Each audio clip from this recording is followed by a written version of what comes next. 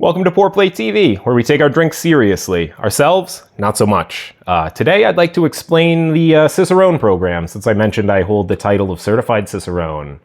It is a beer certification program with 4 different levels. Level 1 is the beer server, which I got back in 2016.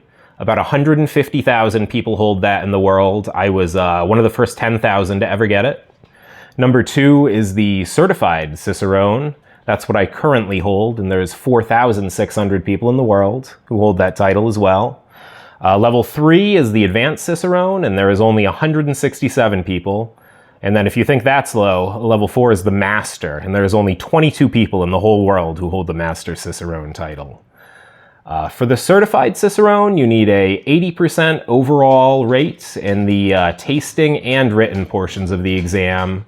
I took the tasting exam back in May at the Old Brooklyn Brewery, which was very cool because they've since closed down their big original location, and I feel very honored to have taken it there. I love Brooklyn Brewery is one of the things that got me started with Garrett Oliver and the Brewmaster's Cookbook. And then on December 19th, I passed my written online exam. It has below a 50% pass rate, which is quite tough. I developed my own course based on their syllabus, and I taught myself over the course of 6 months.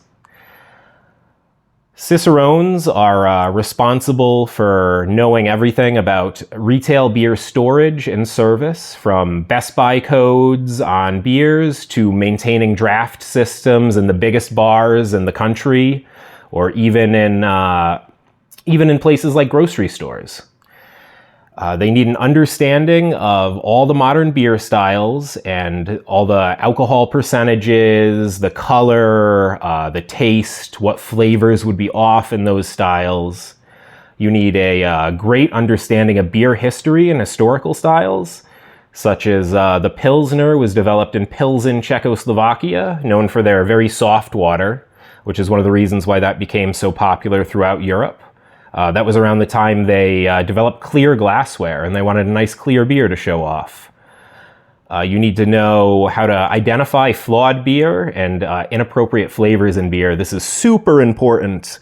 If you've ever had a beer that is left out in the light too long, it'll develop that skunky cabbage aroma that we call light struck in the business. You need to know a lot about beer ingredients and brewing, from the water to the malt to the yeast to the hops, everything that goes into it, where the countries, all those ingredients come from.